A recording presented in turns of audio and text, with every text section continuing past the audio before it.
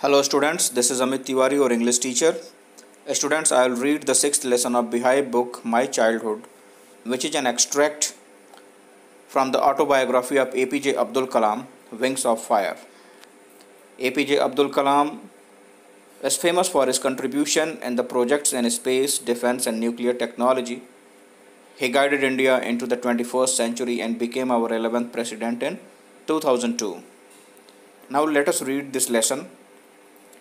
I was born into a middle-class Tamil family in the island town of Rameswaram in the erstwhile Madras state. Here erstwhile means former. इस extract में APJ Abdul Kalam बता रहे हैं कि उनका जन्म farmer Madras state के आइलैंड टाउन रामेश्वरम के एक मिडिल क्लास तमिल फैमिली में हुआ था. My father Jainul-Abdin had neither much formal education nor much wealth. Despite these disadvantages, he possessed great innate wisdom and true generosity of spirit. मेरे पिता जिनका नाम जैनुल-आबदीन था, उनके पास ना तो फॉर्मल एजुकेशन थी और ना ही बहुत ज़्यादा वेल्थ था. इन सब डिसएडवांटेजेस के बावजूद भी उनके पास जन्मजात विजडम और आत्मा की पवित्रता थी, आत्मा की उदारता जैसी ग्रेट क्वालिटीज़ थीं. He had an ideal helpmate in my mother Ashiamma. मेरी माँ जिनका नाम असियम्मा था, उनके रूप में मेरे पिताजी के पास एक बहुत ही आइडल हेल्पमेट था, एक सहायक था. I do not recall the exact number of people she fed every day, but I am quite certain that far more outsiders ate with us than all the members of our family put together. मुझे exactly याद तो नहीं है कि मेरी माँ रोज़ कितने लोगों को भोजन कराती थी, लेकिन मैं ये निश्चित तौर पे कह सकता हूँ कि जितने भी आउटसाइडर्स हमारे यहाँ भोजन करते थे, अगर उनकी संख्या हम अपने फैमिली के हर एक मेंबर की संख्या से कंपेयर करें तो उनकी संख्या कहीं ज़्यादा थी. इससे ये पता चलता है कि उनकी माँ कितनी उदार थी, उनकी फैमिली कितनी उदार थी, और यही सारी क्वालिटीज़ APJ अब्दुल कलाम को उनके फैमिली से मिली थी. यही सारे संस्कार APJ अब्दुल कलाम को उनके माता पिता, उनके फैमिली से उनको मिली थी. I was one of many children, a short boy with rather undistinguished looks, born to tall and handsome parents. मैं उन तमाम बच्चों में से था, छोटे कद का, साधारण नैन नक्श वाला, जो कि एक बहुत ही हैंडसम पेरेंट्स के यहाँ जन्म लिया था. We lived in our ancestral house which was built in the middle of the 19th century. हम अपने पुरखों के घर में रहते थे, जो कि एक बहुत ही बड़ा घर था, जो कि मध्य 19th सेंचुरी में, मिडिल 19th सेंचुरी में बना था. It was a fairly large pucca house made of limestone and bricks on the mosque street in Rameswaram. ये एक पक्का घर था और काफ़ी बड़ा था, जो कि लाइमस्टोन और ब्रिक्स के माध्यम से बना था, रामेश्वरम के मस्जिद वाली गली में. My austere father used to avoid all essential comforts and luxuries. Austere means simple, strict and severe. मेरे पिता जो कि सिंपल थे लेकिन फिर भी उनके अंदर स्ट्रिक्टनेस थी, उन्होंने जितनी भी इनएसेंशियल कंफर्ट्स थे, लग्जरीज थी, उसको हमेशा अपने लाइफ में अवॉइड किया था.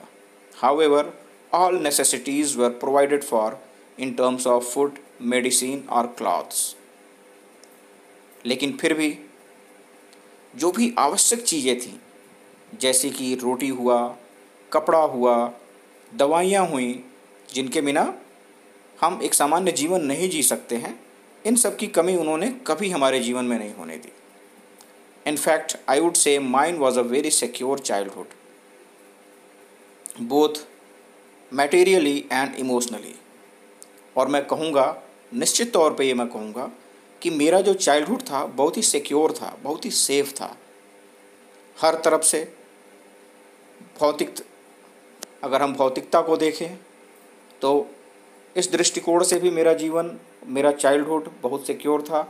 और अगर मैं इमोशनैलिटी की बात करूं, भावनात्मकता की बात करूं, तो इसमें भी कोई कमी नहीं थी। यानी कि मुझे लाड प्यार भी मिला था और वो सारी आवश्यक चीज़ें जो कि एक सामान्य जीवन को सुचारू रूप से चलाने के लिए आवश्यक होती हैं, उसकी भी कभी कमी नहीं हुई।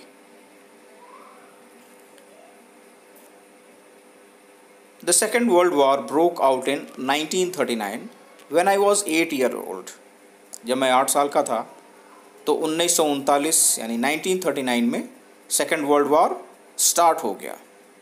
For reasons I have never been able to understand a sudden demand for tamarind seeds erupted in the market. किसी कारणवश मैं ये कभी नहीं जान सका, मैं ये कभी नहीं समझ सका कि बाज़ार में अचानक से इमली के सीड्स की डिमांड क्यों बढ़ गई थी। I used to collect the seeds and sell them to a provision shop on mosque street. मैं इमली के बीजों को इकट्ठा करता और इकट्ठा करने के बाद मस्जिद वाली गली के एक प्रोविज़न शॉप पे, एक किराने की दुकान पे उसको बेच दिया करता था। A day's collection would fetch me the princely sum of 1 anna. तो दिन भर इमली के बीजों को इकट्ठा करने के बाद जब मैं उसको प्रोविज़न स्टोर पे बेचता था तो मुझे तकरीबन 1 आने की कमाई होती थी, जो कि मेरे लिए एक बहुत बड़ा अमाउंट हुआ करता था। My brother in law Jalaluddin would tell me stories about the war which I would later attempt to trace in the headline in Dinamani. मेरे जीजा, जिनका नाम जलालुद्दीन था, वो मुझे वर्ल्ड वॉर से रिलेटेड स्टोरीज सुनाया करते थे, जिसको कि आगे चल के मैं दीना मनी के हेडलाइंस में पढ़ा करता था। दीना मनी तमिलनाडु का एक दैनिक अखबार था। Our area being isolated was completely unaffected by the war. चूँकि जहाँ हम रहते थे वो एरिया बिल्कुल ही आइसोलेटेड था, बिल्कुल अलग थलग था। इस वजह से युद्ध का बहुत ज़्यादा इफेक्ट हमारे ऊपर नहीं पड़ा था। But soon India was forced to join the allied forces and something like a state of emergency was declared. और बहुत जल्दी ही इंडिया ने भी अलाइड फोर्सेस की तरफ से युद्ध को ज्वाइन कर लिया और हमारे राज्य में इमरजेंसी डिक्लेयर कर दी गई। The first casualty came in the form of the suspension of train halt at the Rameswaram station. और इसका जो सबसे पहला असर था वो किस रूप में देखने को मिला? जो सबसे पहला असर था वो ट्रेन के ऊपर पड़ा। जो ट्रेन्स रामेश्वरम स्टेशन पर रुका करती थी, अब उनका रुकना बंद हो गया था। The newspapers now had to be bundled and thrown out from the moving train on the Rameswaram road between Rameswaram and Dhanuskodi। पहले जो न्यूज़पेपर ट्रेन्स रामेश्वरम स्टेशन पर रुक के दिया करती थी, अब उन न्यूज़पेपर्स का बंडल बना के उन्हें बाहर फेंकना पड़ता था रामेश्वरम और धनुषकोडी के रोड के बीच में। क्योंकि अब ट्रेन रामेश्वरम स्टेशन पर रुकती नहीं थी और न्यूज़पेपर पहुंचाना अति आवश्यक था, तो न्यूज़पेपर्स को इसी तरीके से पहुंचाया जाता था, चलती हुई ट्रेन से फेंक के। That forced my cousin Shamsuddin who distributed newspaper in Rameswaram to look for a helping hand to catch the bundles and as if naturally I filled the slot. मेरा कज़िन, जिसका नाम शमसुद्दीन था, वो रामेश्वरम में न्यूज़पेपर डिस्ट्रीब्यूट करता था। अब इस अवस्था में, इस स्थिति में, जबकि ट्रेन्स रुकती नहीं थी और न्यूज़पेपर के बंडल्स को ट्रेन से बाहर फेंका जाता था धनुषकोडी और रामेश्वरम के बीच में जो रोड था वहाँ पे, तो इसके लिए मेरे भाई को एक हेल्पिंग हैंड की ज़रूरत थी ताकि उन बंडल्स को कैच किया जा सके। और नेचुरली ये जो ज़रूरत थी इसको मैंने पूरा किया। Shamsuddin help me earn my first wages. और मेरा जो कज़न था शमसुद्दीन, उसने मुझे मदद की मेरी पहली जो कमाई थी उसको अर्न करने में। वेजेस, वेजेस मतलब मेहनताना, यानी कि जब कोई आप काम करते हैं उसके बदले में आपको जो मजदूरी मिलती है, जो मेहनताना मिलता है, उसको वेजेस कहते हैं। Half a century later, I can still feel the surge of pride in the earning my own money for the first time. Half a century later. Century means 100 years, और यहाँ पर हाफ अ सेंचुरी कहा जा रहा है, यानी कि तकरीबन 50 साल बाद। हाफ अ सेंचुरी लेटर, 50 साल बाद आज भी, जैसा कि एपीजे अब्दुल कलाम इस एक्सट्रैक्ट के माध्यम से बता रहे हैं कि आधी सेंचुरी के बाद भी उनको वो जो फीलिंग होती थी उन पैसों को अर्न करने के बाद, उस फीलिंग को आज भी वो महसूस कर सकते हैं। सर्वप्रथम सबसे पहले जब उन्होंने अपनी मेहनत से कुछ पैसा कमाया था, तो जो एक प्राइड की फीलिंग हुई थी, वो फीलिंग आज भी वो महसूस कर सकते हैं 50 साल के बाद भी। Every child is born with some inherited characteristic into a specific socio-economic and emotional environment and trained in certain ways. हर एक बच्चा जो कि जन्म लेता है वो कुछ न कुछ कैरेक्टरिस्टिक्स इनहेरिट करता है, एक निश्चित सामाजिक और आर्थिक क्षेत्र में, एक भावनात्मक क्षेत्र में, और एक निश्चित प्रकार से ट्रेंड होता है। जिस एनवायरनमेंट में वो रहता है, जिस वातावरण में रहता है, वो वातावरण उसको एक निश्चित आकार और प्रकार में ढाल देती है। उसी प्रकार से एपीजे अब्दुल कलाम ने भी अपने वातावरण से, जिस एनवायरनमेंट में वो रहते थे, जिस फैमिली में वो रहते थे, जिन माता पिता के संरक्षण में वो बड़े हो रहे थे, वो सारी की सारी कैरेक्टरिस्टिक्स उन्होंने इनहेरिट की थी। अब वो आगे बता भी रहे हैं, आई inherited honesty and self discipline from my father. Honesty और जो सेल्फ डिसिप्लिन के कैरेक्टरिस्टिक्स होते हैं, जो ट्रेड्स होते हैं, उन्होंने अपने फादर से इनहेरिट किया था। From my mother I inherited faith in goodness and deep kindness, so did my 3 brothers and sisters. और जो एक अच्छाई थी और जो दयालुता की भावनाएं थीं, ये सब कैरेक्टरिस्टिक्स उन्होंने अपने माँ से इनहेरिट की थी। ऐसा एपीजे अब्दुल कलाम अपने इस एक्सट्रैक्ट में बताते हैं। और ठीक उसी प्रकार उनके जो 3 भाई बहन थे, उन्होंने भी ये सारे कैरेक्टरिस्टिक्स अपने माता पिता से इनहेरिट की थी। I had 3 close friends in my childhood. अब एपीजे अब्दुल कलाम बताते हैं कि उनके बचपन में उनके 3 मित्र थे, 3 क्लोज फ्रेंड्स थे, जिनका नाम रामंदा शास्त्री, अरविंदन और शिव प्रकाशन था। All these boys were from Orthodox Hindu ब्राह्मण फैमिलीज। और ये तीनों बच्चे एक रूढ़िवादी हिंदू ब्राह्मण फैमिली से थे। As children none of us ever felt any differences amongst ourselves because our religious differences and upbringing.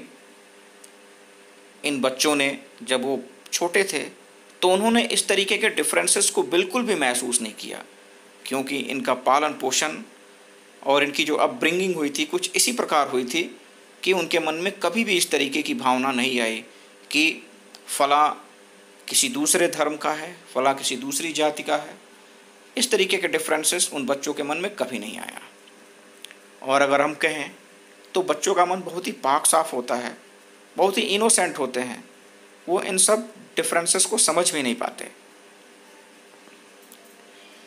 In fact, Ramanda Shastri was the son of Pakshi Lakshman Shastri, the high priest of the Rameswaram temple.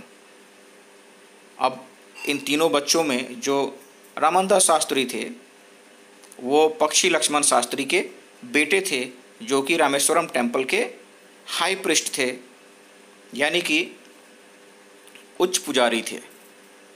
Letter he took over the priesthood of the Rameswaram temple from his father। और जो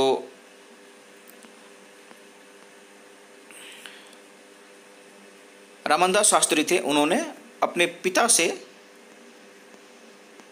उस स्थान को inherit कर लिया, उस स्थान को प्राप्त कर लिया, और अब रामदास शास्त्री रामेश्वरम टेम्पल के हाई प्रीस्ट हैं। Aravindam went into the business of arranging transport for visiting pilgrims, और अरविंदम जो कि ट्रांसपोर्ट के बिजनेस में आगे चल के आ गए, वो रामेश्वरम में जो भी तीर्थयात्री आते थे, जो भी पिलग्रिम्स आते थे, उनके लिए ट्रांसपोर्ट मुहैया कराते थे। एंड शिव प्रकाशन become a catering contractor for the southern railway, और जो शिव प्रकाशन थे वो आगे चल के रेलवे में कैटरिंग के कॉन्ट्रैक्टर हो गए। So students, this is for today, and in our next video we will cover up the rest part of this lesson. Till then, have a good day.